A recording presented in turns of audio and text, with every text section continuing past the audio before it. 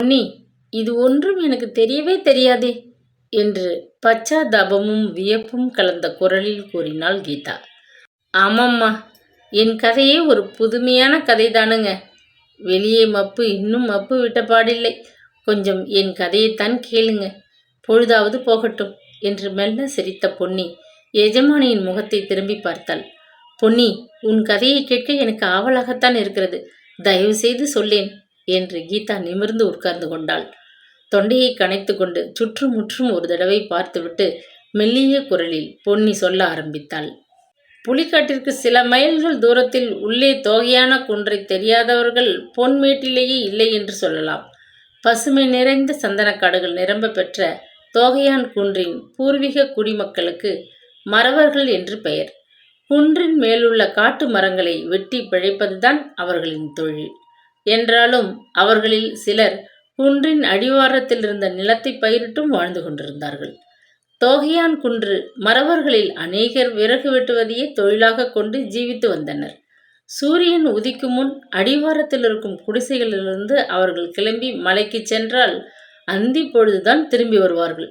ஆனால் உழைப்பாளிகளான அந்த மறவரில் 10 வயது சிறு பையன் கூட நாள் முழுவதும் விறகு வெட்டி 5 அல்லது 10 ரூபாய் சம்பாதித்து விடுவான்.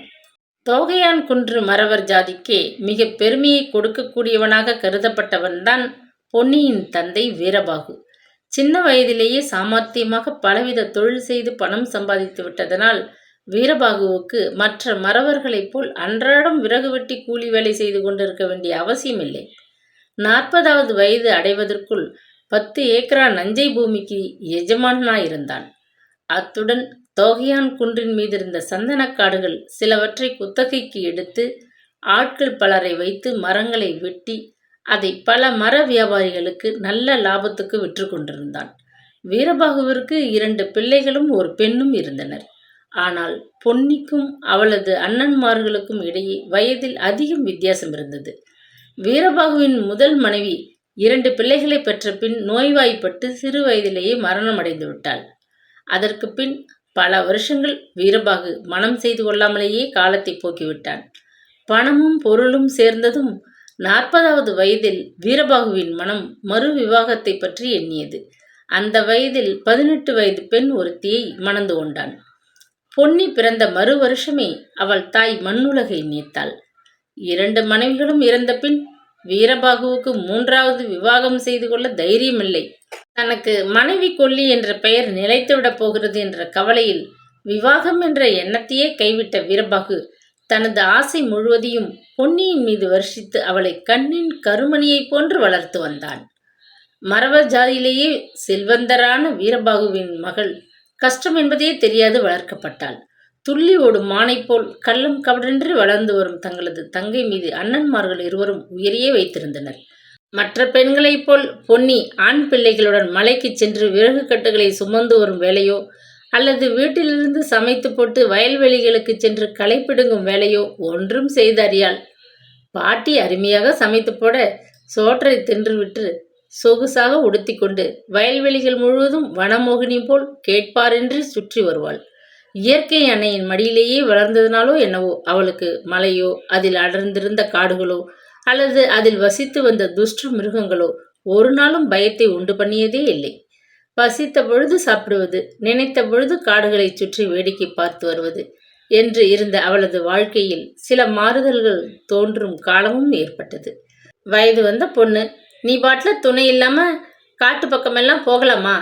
இனிமேல் எங்கேயும் என்கிட்ட சொல்லாம போகக்கூடாது. அப்படி ஏதாச்சும் பார்க்கணும்னு ஆசைப்பட்டா அண்ணாச்சியை அழைச்சிட்டு போறது. வீரபாகு மக கேட்பார் இல்லாம தெரிஞ்சுக்கிட்டு இருக்கான்னு நம்பவங்க சொன்னா கேட்க நல்லா இருக்குமா என்று வீரபாகு தனது மகளிடம் ஒரு நாள் ஆரம்பித்தாள். சிறு குழந்தையிலிருந்து தான் 18 வயது மங்கையாக வளர்ந்துவிட்ட உண்மை அன்றுதான் பொன்னிக்கு புலனாகியது. என்னப்பா, ஒரேடியா வீட்டிலேயே குந்தி இருக்க சொல்ற? காட்டு பக்கம் நான் தனியாவா போறேன்? பக்கத்து வீட்டு பச்சை கூட வருகிறதே என்றாள் துக்கத்தினால் தடைப்பட்ட குரலில்.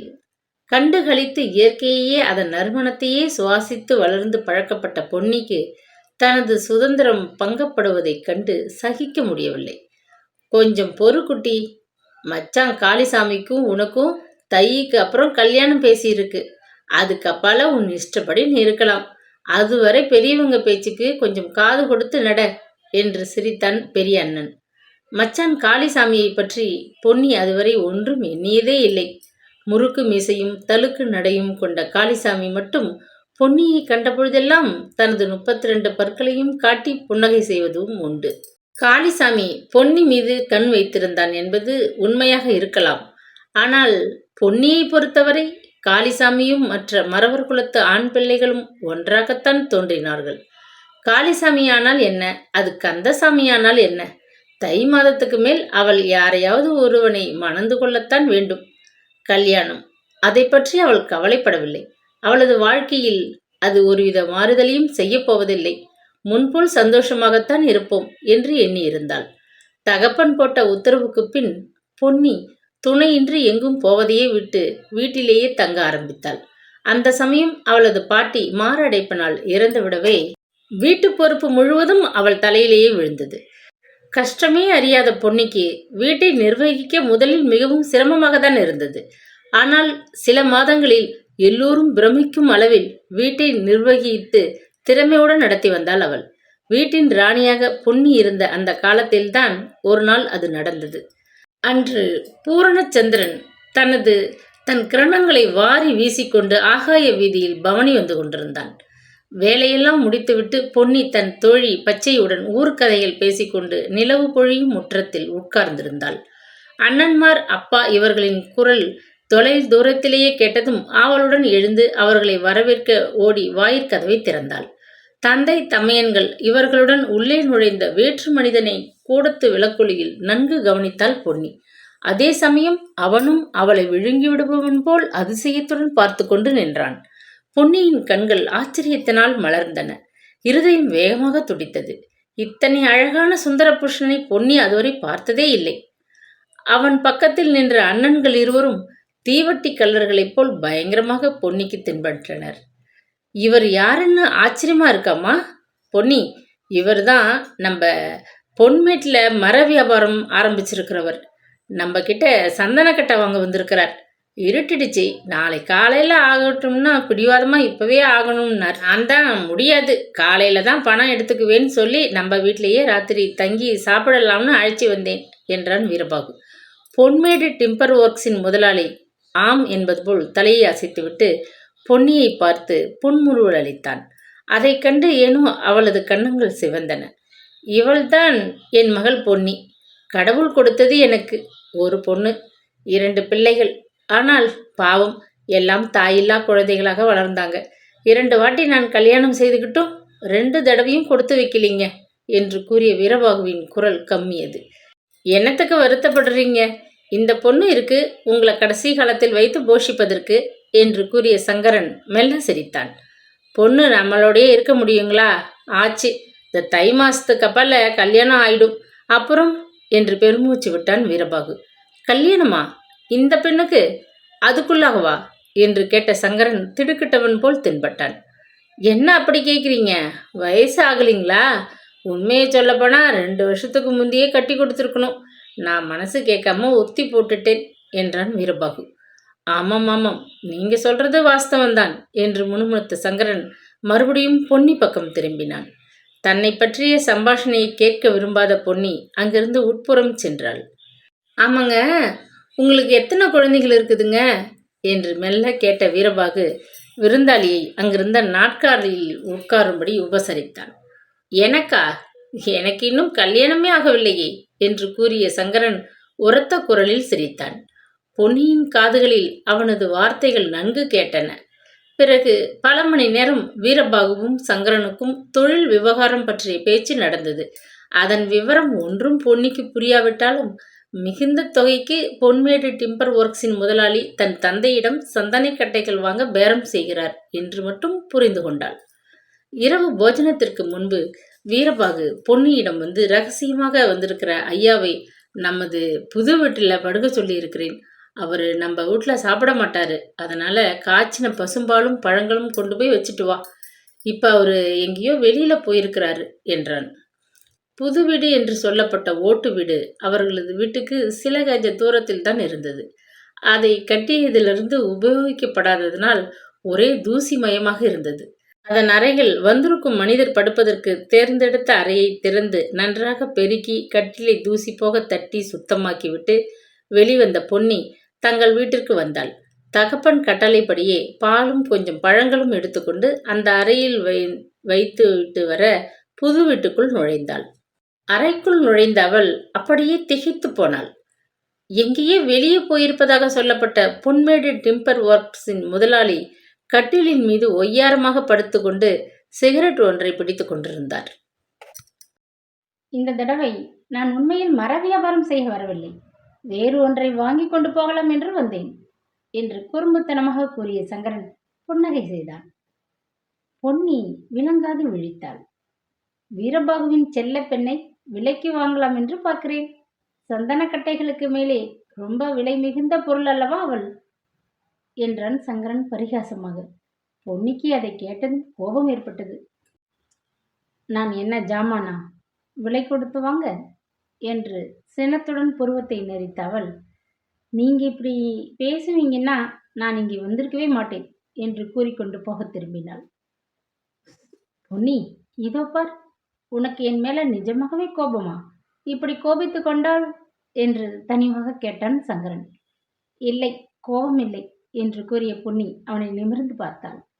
சங்கரனது கண்களில் நிறைந்திருந்த அன்பு கனலைக் கண்டு அவள் மனம் குதூகலத்தில் துள்ளியது. ஆனால் பாவம் பொன்னி, அந்த அன்பு கனல் அவளை எங்கே கொண்டு போய் சேர்க்கப் போகிறது என்பதை மட்டும் அவள் அப்பொழுது அறிந்திருந்தாள். பொன்மேடு டிம்பர் ஒர்க்ஸின் முதலாளியின் மனம் அந்த மலைநாட்டு மோகினியிடம் பறிபோயிற்று. மர வியாபாரி விஷயமாக வருவதாக கூறிக்கொண்டு தோகையான் குண்டிற்கு அடிக்கடி விஜயம் செய்ய ஆரம்பித்தான் அவன். அந்தஸ்தும் அழகும் நிறைந்த சங்கரனின் மனம் தன்பால் லயித்து போனதை குறித்து பொன்னி மிகவும் புலங்காயுதமடைந்தாள். தன்னிலும் பாக்கியசாலி யாரும் இல்லை என்று எண்ணி அவள் மனம் கர்வத்தில் துள்ளியது. இந்த நாடகம் ஆரம்பித்து 4-5 மாதங்கள் சென்றன. ஆனால் அவர்கள் இருவருக்கு மட்டும் காலம் மிகவும் வேகமாக சென்றது போல் தோன்றியது. தை மாத முடிவில் வீரபாகு ஒரு நாள் திடுக்கிடும் சங்கதி ஒன்றை பொன்னியிடம் சொன்னான். காளிசாமிக்கும் அவளுக்கும் விவாக தேதியை குறிப்பிட்டு விட்டார்கள் என்பதே அந்த சங்கதி. அதை கேட்டதும் பொன்னியின் மனம் கலங்கி தவிக்க ஆரம்பித்தது. தன் பிரேமி முழுவதையும் பொன்மேட்டு டிம்பர் ஒர்க்ஸின் முதலாளி மீது வைத்திருக்கும் பொழுது அவள் எப்படி காளிசாமியை கணவனாக ஏற்றுக்கொள்ள முடியும்? அடுத்த தடவை சங்கரன் மர வியாபார விஷயமாக அங்கே வந்த பொழுது அவனுக்கும் விஷயம் அறிவிக்கப்பட்டது. நிஜமா பொன்னி என்று அவளை தனிமையில் சந்தித்த பொழுது கேட்டான். ஆமாம் என பதிலளித்த பொன்னியின் கண்களில் நீர் பெருகியது. ஏன் வீணாக வருத்தப்படுகிறாய்? இந்த விவாகத்திலிருந்து தப்பும் மார்க்கம் ஒன்று இருக்கிறது. ஆனால் உனக்கு துணிச்சலும் என் மீது பரிபூரண நம்பிக்கையும் அன்பும் வேண்டும். இல்லாவிடில் முடியாது என்றான். பொன்னி ஒன்றும் பதில் பேசவில்லை. உயிருக்கு மேலாக தன்னை காதலிக்கும் அந்த மனிதன் கூறுவதை கேட்டு முடிவு செய்யலாம் என அவள் சங்கரன் முகத்தையே ஆவலுடன் எதிர்பார்த்து நின்றாள். என்னுடன் புறப்பட்டு வந்துவிடு. அரண்மனை போன்ற என் பங்களாவில் உன்னை ராணி போல் சந்தோஷமாக நடத்துகிறேன் என்று பணிவாக கூறினான். பொன்னிற்கு அந்த செய்கை மிக கேவலமாக தோன்றியது. என்னதான் காதல் என்றாலும் ரகசியமாக வீட்டை விட்டு அந்நிய புருஷனுடன் செல்வது எத்தனை அவமானமான செய்கை. ஆனாலும் அதற்கு பயந்து நின்றால் வாழ்க்கையிலே காதலித்த அந்த மனிதனை மறந்து வேறு ஒருவருடன் மனைவி என சாகு மட்டும் வாழ நேரிடுமே. காளிசாமியை மணந்து கொள்ள வேண்டும் என நினைக்கையிலேயே அவள் உடல் பயத்தால் கூசியது. பொன்னி யோசித்தாள். தோகையான் குன்றே வரப்போகும் அந்த விவாகத்தை எதிர்பார்த்து கொண்டு கேளிக்கையில் ஆழ்ந்து போயிருந்தது. ஆனால் விவாகத்தின் முதல் நாள் இரவு மணப்பெண் காணாமல் போய்விட்டாள். அதற்கு பின் ஏற்பட்ட நிகழ்ச்சிகளை விவரிக்க வேண்டாம். பொன்னியை அழைத்து கொண்டு ரகசியமாக ஓடிப்போன வாலிபன் எவனாக இருந்தாலும் அவனை அடியுடன் ஒழித்து நிர்மூலமாக்கி விடுவதென்று மறவர் குலமே கோபக்கணலில் கொதித்து எழுந்து நின்றது. புதிதாக கட்டப்பட்டிருந்த பொன்மேடு பங்களாவில் சங்கரனின் குடும்பத்தவர்கள் குடிவரவில்லை. தன்னந்தனியாக இருந்த அந்த பெரிய கட்டிடத்தில் குடியிருப்பதற்கு பாகிரதி அம்மாவுக்கு பிடிக்கவில்லை. ஊருக்குள் இருந்த சிறு வீட்டிலேயே இருக்க அவள் தீர்மானித்து விட்டதனால் சங்கரன் புதிய பங்களாவை ஆபீஸ் வேலைகளுக்கு பின் சிரம பரிகாரம் செய்து கொள்ளும் இடமாக மாற்றிக்கொண்டான். அந்த புதிய பங்களாவில் பின்கட்ட அறை ஒன்றில் வெளி உலகத்தையே எட்டி பார்க்காது சிறைவாசம் செய்வது போல் பொன்னி காலம் கடத்தினாள். எங்கே மறவர்கள் கண்ணில் பட்டு விடுவோமோ என்ற பயம் அவளுக்கு. பொன்னியுடன் தான் வாழ்க்கை நடத்துவது வீட்டில் உள்ள சகோதரி, சகோதரன், தாயார் முதலிய ஒருவருக்கும் தெரியக்கூடாது என்பது சங்கரனின் எண்ணம். ஆகவே 2 பேர்கள் மனதிலும் நிம்மதி என்பது இல்லாது சஞ்சலத்தில் தவித்தார்கள். சர்வசதா காலமும் உயிருக்கு பயந்தும் சமூகத்திற்கு பயந்தும் வாழ்க்கை நடத்த நேரிட்டால் அந்த வாழ்க்கையை விட மரணம் சுகமானது என்பதை பொன்னி அனுபவபூர்ணமாக கண்டாள். நாட்கள் செல்ல செல்ல சங்கரனின் காதல் வேகமும் தன்பால் குறைந்து கொண்டு வருவதை அவள் கவனித்தாள். சில சமயங்களில் அவளிடம் கொஞ்சம் கோபமாக கூட நடந்து கொள்ள ஆரம்பித்தான். முதலில் அவனது தொழில் அலுப்பால் ஏற்பட்ட விளைவு என அசட்டையாக இருந்து பொறுமையுடன் அவன் கூறும் சுடுமொழிகளை சகித்து கொண்டிருந்தாள். ஆனால் நாட்கள் செல்ல செல்ல சங்கரனின் குணமும் மிக மாறுதலை அடைந்தது. காரணமில்லாத விஷயத்திற்கெல்லாம் பொன்னியிடம் எரிந்து விழ தலைப்பட்டான். நாட்கணக்கில் அவளை பாராமலேயே இருப்பான். அவனுக்கு தன் மீது இருந்த காதல் மறைந்து வெறுப்பு வந்துவிட்டது என்பதை உணர்ந்த பொன்னியின் மனதில் ஏற்பட்ட வேதனையையும் துக்கத்தையும் விவரிக்க முடியாது. ஏன் இப்படி அனாவசியமாக கோபிச்சுக்கிறீங்க என ஒரு நாள் தைரியமாக கேட்டுவிட்டாள் பொன்னி. உன் அப்பன் உன் அண்ணன் எவனாவது என் கழுத்தை அறுத்து விடுவான்களோ என்று உயிருக்கு பயந்து வாழ்ந்து எனக்கு அழுத்து விட்டது பொன்னி. போதாத்திற்கு என் வீட்டவர்களிடம் வேற பொல்லாப்பு. என் தாயாரின் மனஸ்தாபம், சகோதரியின் கோபம், சகோதரனின் இகழ்ச்சி, இத்தனையும் சகித்து கொள்ள எனக்கு பொறுமை இல்லை. அதனால் என்று நிறுத்தினான். அதனால் என்று கேட்ட பொன்னி திகைப்புடன் அவனை பார்த்தாள். அதனால் நீயும் நானும் பிரிந்து விடுவதுதான் சரி என்பது என் எண்ணம். நீ உன் ஊருக்கு புறப்பட்டு போய்விடு.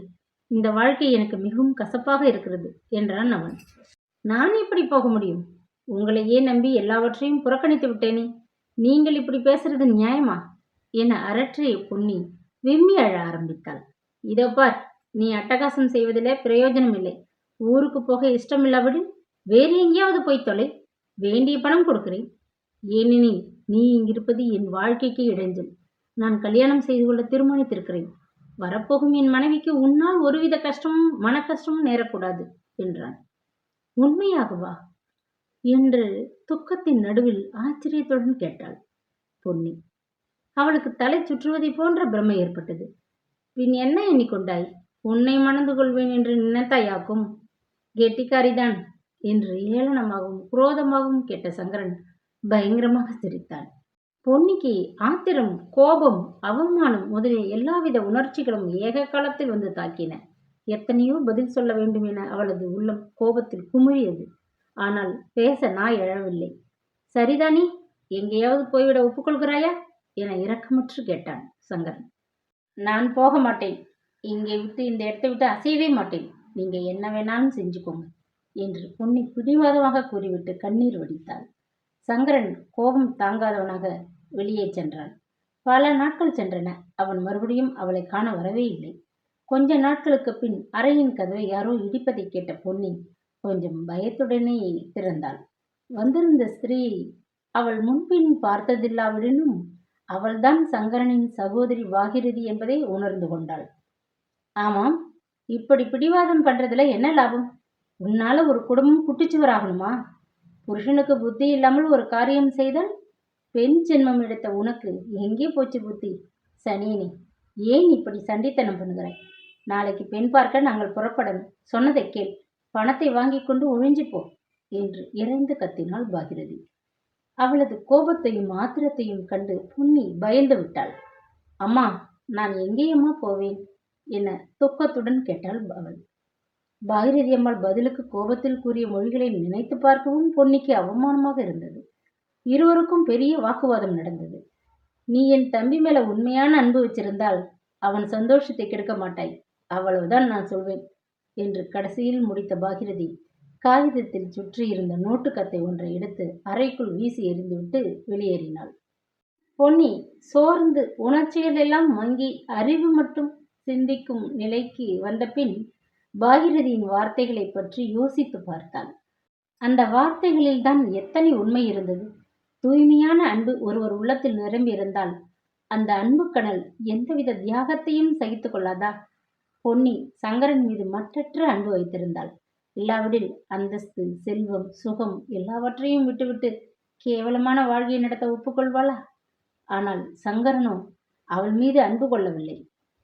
யௌனவ சோபையுடன் பொங்கி நின்ற அவளது அழகுக்கு மயங்கினான். மயக்கத்திலிருந்து விழித்து கொண்டதும் அவனுக்கு பொன்னி ஒரு பாரமாக தென்பட்டாள். இதில் ஆச்சரியப்படவோ வருத்தப்படவோ என்ன இருக்கிறது? பொன்னியைப் போல் நிலைகெட்டு தடுமாறும் ஒவ்வொரு பெண்ணும் கடைசியில் வாழ்க்கையின் இறுதியில் ஒன்றை உணர்கிறார்கள். மனிதன் கெட்டவன் என்றோ கயவன் என்றோ பெண் குறை கூறி பயனில்லை. வாழ்க்கை பாதையில் தோன்றும் படுகுழிகளுக்குள் விழும்பொழுது பெண் புருஷனையும் தான் கூட விழச் செய்கிறாள். ஆகவே தப்பு இருவருடையதுதான் என்பது அவர்கள் அறியும் உண்மை. பொன்னி தீர்மானம் செய்தாள். தன்னை வெறுக்கும் சங்கரனுக்கு பாரமாக அங்கே வசிப்பது மிக தவறு என அவளுக்கு தோன்றியது. ஆகவே ஒரு நாள் இரவு ஒருவருக்கும் சொல்லாமல் கிளம்பி தோகையான் குன்றுக்கு சென்றாள். திரும்ப மகளை கண்ட வீரபாகு ஆத்திரப்பட்டான். வசை மாறி பொழிந்தான். அண்ணன்மார்கள் அவளை வெறுத்து ஒதுக்கினார்கள். மற்ற உறவினர்கள் அவளை கண்டு பேசவும் அஞ்சினார்கள். ஆனால் ஒரே ஒரு மனிதன் மட்டும் பொன்னியை கண்டு வெறுக்கவோ அல்லது பயப்படவோ இல்லை. அவன்தான் காளிசாமி. கல்யாண மாப்பிள்ளையாக இருந்த தன்னை பந்துக்கள் முன்னிலையில் அவமானப்படுத்திவிட்டு வெளியேறிய பொன்னியை கண்டு அவன் கோபப்படுவதற்கு பதில் மந்தகாச வதனத்துடன் வரவேற்றான். பொன்னி, என்னிடம் ஒரு வார்த்தை சொல்லியிருக்கப்படாதா? கல்யாண சமயத்துல கலட்டா நடந்திருக்காம செஞ்சிருக்கலாம் அல்லவா என வினவினான் அவன் அவளிடம். எனக்கு நீ சொல்வது விளங்கலையே மச்சான் என்று கேட்டாள் பொன்னி. உன்னை எனக்கு கட்டிக்க பிடிக்கலன்னு ஒரு வார்த்தை சொல்லியிருந்தா நான் கல்யாணத்துக்கு சம்மதிச்சிருக்கவே மாட்டேனே. ஏன் பொன்னி? பிடிக்காத பெண்ணை வருத்தி கட்டிக்கிறதுல யாருக்கு சுகம்? அப்படி நான் மனசு கஷ்டம் தெரியாத காட்டு மிராண்டி பயலா? நீ என்ன தவறா புரிஞ்சுக்கிட்ட என்று தழுதழுத்த குரலில் கூறினான். அதை கேட்ட பொன்னியின் மனம் இரக்கத்தில் உருகியது. கருக்கு மிசையும் முரட்டு தோற்றமும் கொண்ட காளிசாமியின் மனம் இவ்வளவு மென்மையானதா? தெரியாமல் போயிற்றே என பெருமூச்செறிந்தாள். அவள் மீண்டும் வீரபாகு குடும்பத்தில் அவள் ஒதுக்கப்பட்டவள் போல் வாழ்ந்து கொண்டிருக்கையில் ஒரு நாள் விஷயம் அவள் காதுகளுக்கு எட்டியது. தங்கள் குலத்திற்கே அவமானத்தை தேடிக் கொடுத்த சங்கரன் மீது வீரபாகு பழிதீர்த்து கொள்ள செய்திருக்கும் ஒரு சதியின் விவரம் அவளுக்கு எப்படியோ தெரிந்துவிட்டது. ஏரிக்கரையோரமாக குறித்த தேதியன்று இரவு 10 மணிக்கு சங்கரன் புதிதாக வாங்கிய காரில் வந்து கொண்டிருக்கும் சமயம் பரதேசி ஒருவன் கார் செல்லும் பாதையின் குறுக்கே விழுந்து கிடக்க வேண்டும். அப்பொழுது மடையன் கார் வருகிறது, கண் தெரியவில்லை என்று காரை சங்கரன் நிறுத்துவான். நாலா பக்கத்திலிருந்தும் ஒளிந்திருக்கும் ஆட்கள் சூழ்ந்து கொண்டு தலையை திருகி ஏரிக்கரை மீதிலே புதைத்து விட வேண்டியது என்பதுதான் அந்த சூழ்ச்சி. தந்தையின் சூழ்ச்சியை புரிந்து கொண்ட பொன்னிக்கு தூக்கமே வரவில்லை. சங்கரன் கொலை செய்யப்பட போகிறான் என்று நினைத்ததுமே அவள் உடல் பயத்தில் கீழெடுத்தது. குறித்த நாளும் வந்துவிட்டது. அவளுக்கு இருப்பே கொள்ளவில்லை. அன்று பகல் ஆண் பிள்ளைகள் எல்லோரும் வீட்டை விட்டு வெளியேறினதும் ஓட்டமும் நடையுமாக பொன்மேட்டை நோக்கி பல குறுக்கு பாதைகளில் புகுந்து ஓடி வந்தாள். சங்கரன் கொல்லப்படும் முன் அவனை காப்பாற்றி விட வேண்டும் என்ற எண்ணத்தில் அவள் மனம் பதறியது. கால்கள் தடுமாறின. இரவு 10 மணி அடித்தது. பங்களாவிற்கு சிறிது தூரத்தில் தெரிந்த மரத்தின் இருட்டில் ஒதுங்கி நின்று கொண்டிருந்த பொன்னியின் உடல் பயத்தில் வியர்த்தது. நான் வறண்டு போயிற்று. காத்திருந்தால் மணி 11 ஆகிவிட்டது. அவனை காணும். ஒரு சமயம் அவள் வருவதற்கு முன்பே சங்கரன் புறப்பட்டு போய்விட்டானோ? அப்படியானால் இத்தனை நேரம் கொலை செய்யப்பட்டு கண்களை கண்ணீர் மறைக்க பொன்னி இருளில் நின்று கொண்டு யோசனையில் ஆழ்ந்து போயிருந்த சமயம் பங்களாவின் வெளிவாயிலிருந்து பிரம்மாண்டமானதொரு கார் தன் பக்கம் ஊர்ந்து வருவதை கண்டாள். அவ்வளவுதான். பாதையின் நடுவிலே ஓடி வந்த வழியை மறித்து கொண்டு நின்றாள். கார் சற்றென்று நின்றது. உங்களை கொல்ல அப்பா ஆட்களை ஏரிக்கரையிலே காத்திருக்கிறார். அங்கே போகாதீங்க, போகாதீங்க என்று கூச்சலிட்டு கத்தினாள் பொன்னி. என்ன, நீ செல்வது ஒன்றும் புரியவில்லையே, என்னை கொல்லவா என வினவிய புருஷனின் குரல் கொஞ்சம் வேறுபட்டிருப்பதை கவனித்த பொன்னி காரில் பிரகாசித்த விளக்கொளியில் அந்த புருஷனை உற்று பார்த்தாள். பார்வைக்கு ஒரே சாயலாக இருந்தாலும் அந்த புருஷன் சங்கரன் அல்ல. எத்தனையோ வயது சிறியவன் அவன். என்ன ஆச்சரியம்!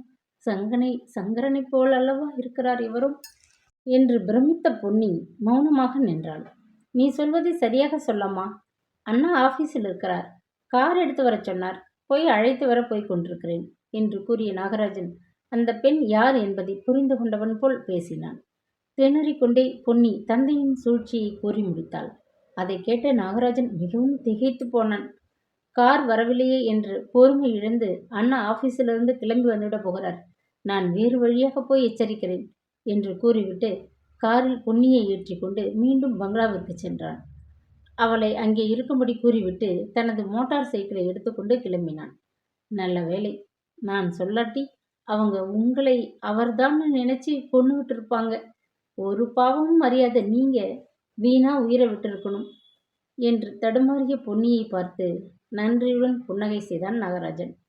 கவலைப்படாதேம்மா, நான் அண்ணாவிடம் சொல்கிறேன் என்று தெளிவாக கூறினான். வீரபாகுவின் சூழ்ச்சி வெற்றி பெறாது போய்விட்டது. மறுபடியும் அவன் சூழ்ச்சி செய்வதற்குள் அவனது ஆட்களில் இருவர் ஒரு கொலைக்கேஸ் சம்பந்தமாக கைது செய்யப்பட்டனர். வேறு என்ன செய்யலாம் என்று கிழவன் யோசனை செய்து முடிவுக்கு வருவதற்குள் ஒரு நாள் ஜுரம் என்று படுத்தவன் திரும்பி எழுந்திருக்காமல் போய்விட்டான். தந்தையின் மரணத்திற்கு பின் பிள்ளைகள் இருவரும் சண்டையிட்டு கொண்டு சொத்தை பகிர்ந்து கொண்டு பிரிந்து விடவே வஞ்சம் தீர்க்கும் எண்ணமும் மெல்ல அவர்களிடமிருந்து மறைந்து விட்டது. தன் உயிரை காப்பாற்றியதற்காக சங்கரன் அவளிடம் நன்றி காட்டவில்லை. அதற்கு பதில் அவளை அங்கிருந்து வெளியேறும்படி கட்டளையிட்டான். இந்த தடவை பொன்னி வெளியே போக மறுத்தாள். குழந்தை பிறக்கும் வரையில் தான் எங்கும் வெளியே போக இயலாது என்று காரணம் கூறினாள். பூர்ண கர்ப்பிணியான அவளை உடனே வெளியே செல்ல வேண்டும் என துன்பப்படுத்தினான் சங்கரன். அந்த கொடுமையை சகிக்காத நாகராஜன் இரக்கத்துடன் அவளுக்காக பரிந்து தமையனிடம் வாதாடினான்.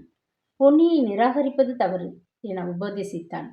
தம்பி சங்கரனுக்கு கோபம் தாங்க முடியவில்லை.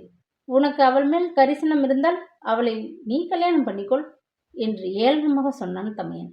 அதை கேட்டு நாகராஜனின் மனமும் பொன்னியின் மனமும் மிகவும் புண்ணாயின. ஒரு நாள் சங்கரன் பங்களாவிற்கு வந்தபொழுது மிகவும் கோபமாக காணப்பட்டான். உடனே தம்பியை கூட்டு வரும்படி ஆட்களிடம் கட்டளையிட்டான். என்ன நடக்கப் போகிறதோ என்று பயந்து கொண்டு அறையில் மறைந்து கிடந்தாள் பொன்னி. தம்பியுடன் அந்த அறைக்குள் நுழைந்த சங்கரன், பொன்னி, என் கல்யாணத்துக்கு தேதி வைத்துவிட்டேன். குழந்தை பிறக்கும் வரை நீ இங்கே இருக்க இயலாது. உன்னை பற்றிய விஷயம் ஒன்றும் எனக்கு வரப்போகும் மனைவிக்கு தெரியக்கூடாது. நீ இங்கிருந்தால் அது எப்படி தெரியாமல் போகும்? அதனால் நீ இருக்கவே கூடாது. எங்கேயாவது புறப்பட்டு போ.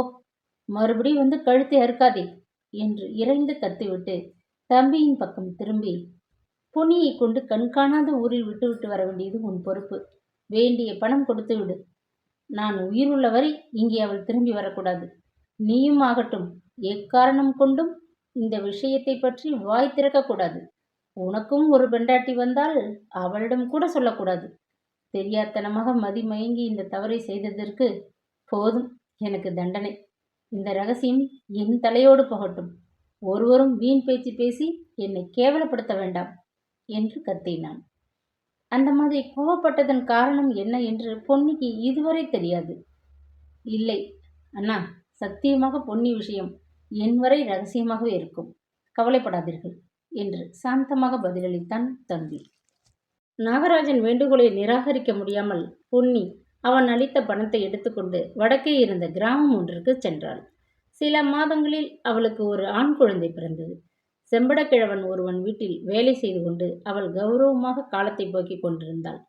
ஒரு நாள் வேலையை முடித்துவிட்டு வாயில் திண்ணையில் உட்கார்ந்திருக்கையில் குடிசையை நோக்கி நாகராஜனும் பாகிரதியும் வருவதைக் கண்டு பிரமித்து போனாள். திண்ணை மீது தவழ்ந்து கொண்டிருந்த குழந்தையை கண்ட பாகிரதி அம்மாள், சங்கரா சங்கரா என அரற்றிய வண்ணம் அழ ஆரம்பித்தாள். பொன்னிக்கு விஷயம் புரியவில்லை. விவாகத்திற்கு நாள் பார்த்து கொண்டிருக்கையில் மோட்டார் விபத்தில் சங்கரன் துர்மரணம் அடைந்து விட்டான் என்றும், பாகிரதி துக்கம் தாளாது பித்த பிடித்தவள் போல் பிதற்றி கொண்டு பொன்னியை பார்க்க வேண்டும் என்று பிடிவாதம் செய்ததனால் நாகராஜன் அழைத்து வந்தான் என்றும் பொன்னி தெரிந்து கொண்டாள்.